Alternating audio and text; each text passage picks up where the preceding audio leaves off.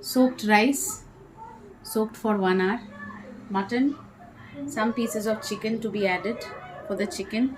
This is biryani masala. This is meetha atar. This is dahi. The pan has been left for heating. This is onion.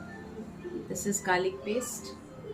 Few onions are fried, and this is the potato to be added. In a pan and wait for it to be heated. Add the chopped onions and fry it till they are golden brown.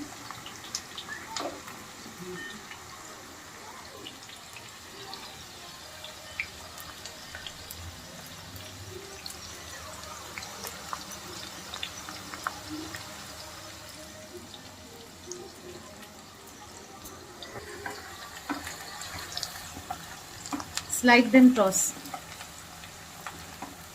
them slightly.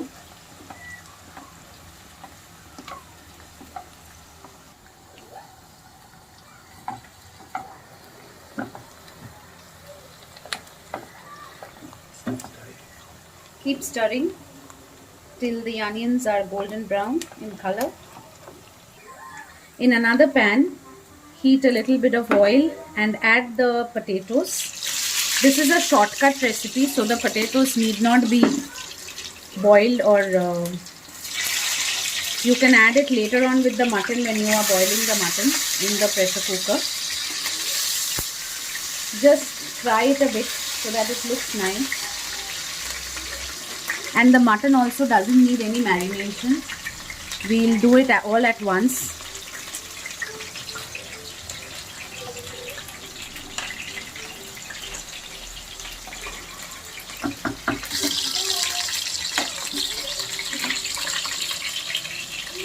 Just fry the potatoes till they are golden brown in color.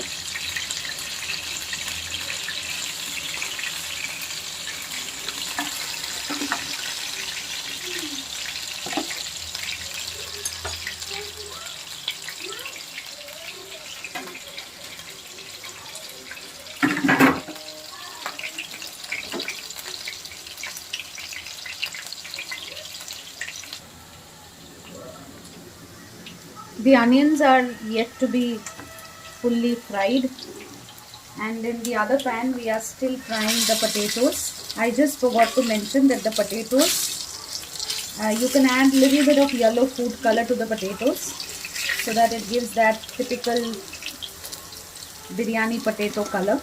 I think it's almost done, so you can just remove it in a dish and add it along with the mutton when you boil the mutton.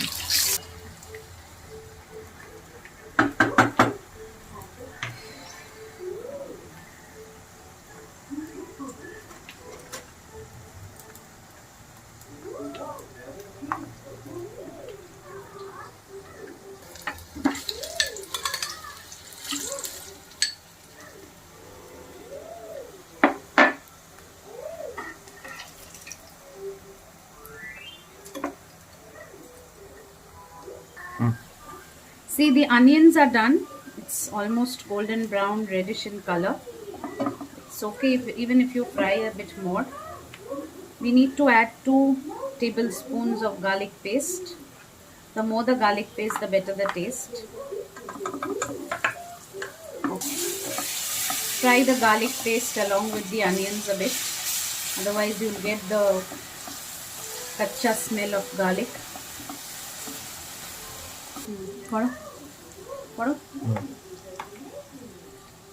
Add just half a teaspoon of ginger paste. I'm not too for ginger paste, but you can add if you want. The most important ingredient of my biryani is curd.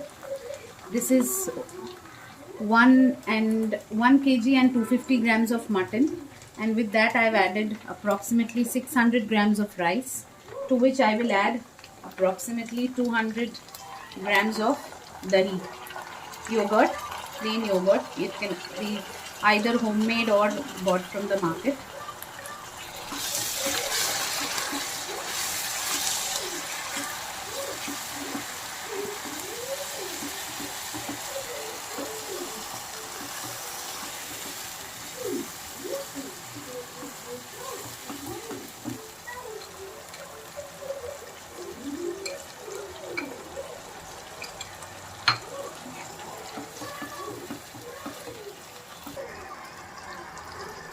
I don't add haldi to the biryani. You can add a little bit of Kashmiri red chili powder for the color, and biryani masala is just about half a teaspoon. You can add more if you want. If you are for spice, just slow cook it nicely till the ingredients are fully cooked.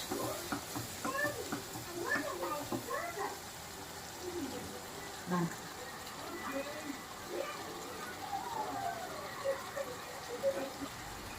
This is meetha atar. I don't add rose water because it gives a very strong smell. This meetha atar can be added as per your wish and your flavor, how much smell would you like. So I add approximately half of this bottle, or you can even add 3 to 4 pinches of it depending on the quantity.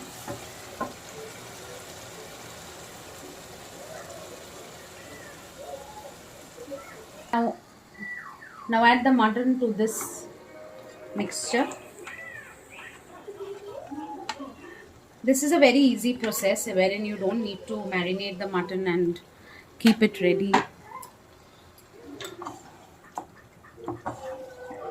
When we cook this, the salt that we add to this has to be a bit more than the usual salt, so that when you taste it, it's a bit more salty, because the entire rice gets cooked in this salt itself.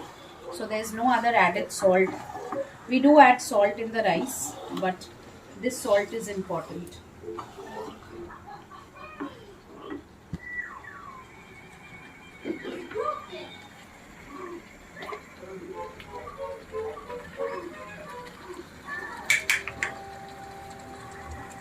Add approximately 1 tablespoon and a half of salt in this mixture, because I want the salt to be a bit more, and you cook it nicely. Add the potatoes to it for the flavor, so that the potatoes also get the flavor of the mutton. I do not add any kind of haldi powder. You may add if you want the yellowish color, but we add yellow food color on top.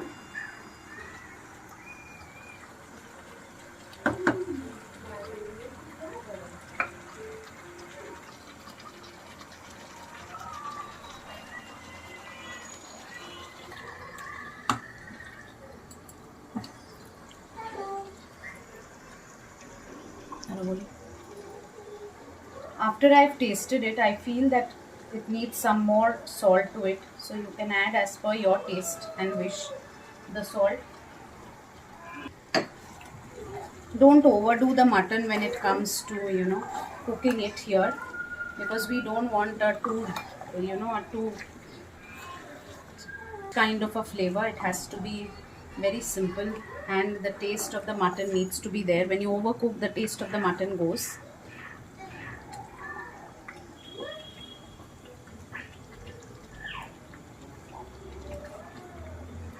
So as of now, I will switch off the gas and I will transfer this mutton to the pressure cooker. I will add 1 cup of water to this. I've added it to the pressure cooker. I will put the potatoes on top to avoid overcooking of the potatoes, and so that I can easily locate them. Tara.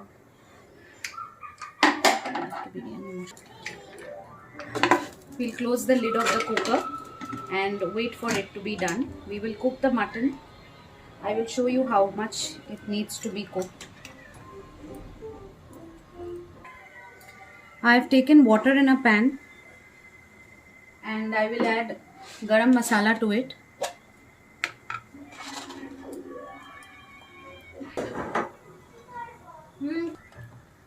Cloves, cinnamon sticks, and elaichi, cardamom. You can even add star anise if you like the flavor of it, but since we don't like it, we are not adding it. I've also added bay leaves to this water. so that the flavor gets captured easily, and a tablespoon of salt to this mixture.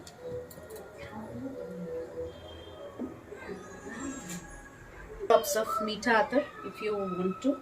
If you don't want to, it's absolutely fine. Wait for the water to be completely boiled. When you see bubbles, only then add the rice. Before that, just add 2 spoons of lemon to the rice. If you add 2 spoons of lemon to the 2 drops of lemon to the rice, if you add 2 drops of lemon to the rice gets nicely fluffy and elongated. Start. While the rice gets boiled, I'll add little bit of milk in a small bowl and few strands of kesar, which we will require for, you know, while putting the biryani on dum. So I will heat this up this mixture in a microwave.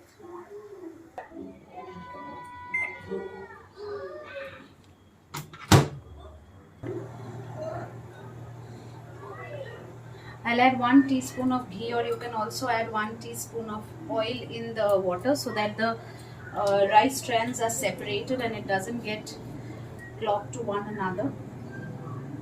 Ready. Leave the kesar in the warm milk for some time till the milk takes the color of the kesar. Just leave it for a while and use it. We will use it later.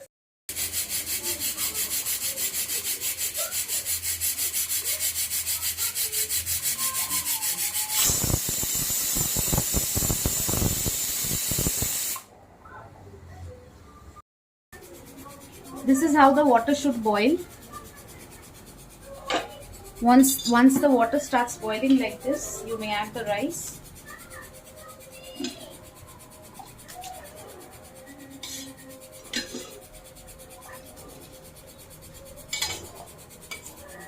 Do not lower the flame of the gas. Let it be in a boiling mode.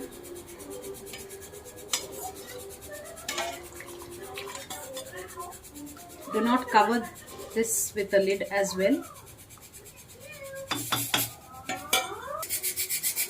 I'm adding just a few drops of lemon juice in this, so that the rice strands are nice and long and fluffy. So here we can see the rice is being cooked and the mutton is being cooked here. We'll wait for them to be cooked.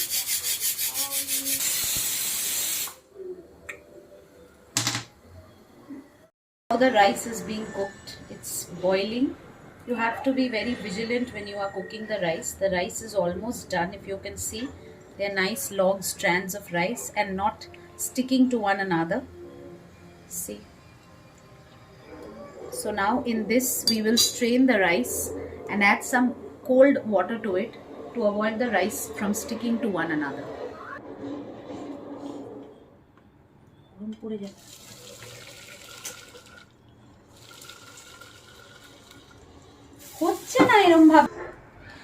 As you can see, I've strained the rice.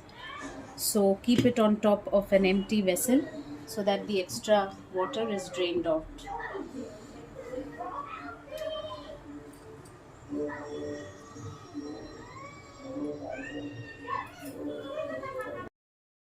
The rice and the mutton both are ready. We will separate this oil for later use. And this is the rice. This is the mutton. I've strained the oil from top, and this is the juice of the mutton. So I've taken a karai. I'll be putting all these mutton pieces inside the karai.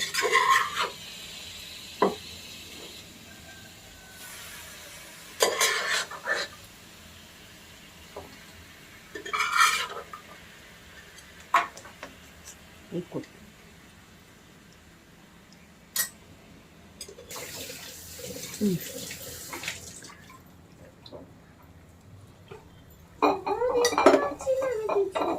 Now this remaining gravy that is type of thing that is there, I'll add half of it to this mutton.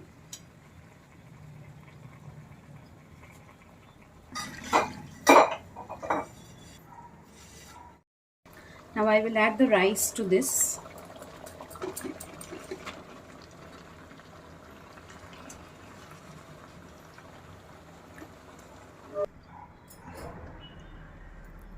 Now if you can see, I don't do layering for the biryani because it seems to be a very tedious process.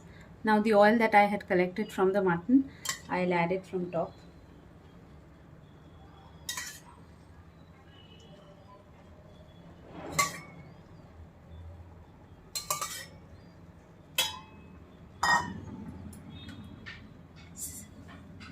Let's see the color of the kesar milk.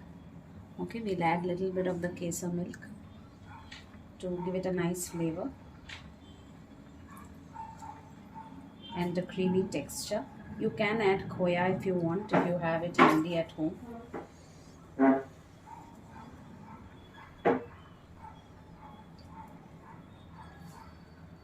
You can add this kesar milk even when you are adding the mutton, but I add it on top because it gives a nice aroma to the rice. And then on top we will add these fried onions that we had fried earlier.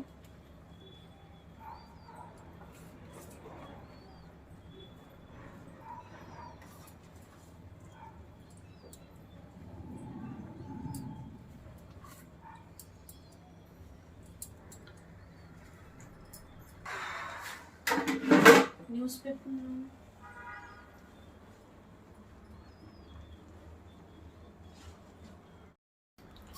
I have just covered the lid with paper. If you have foil paper, you can cover it as well, like this.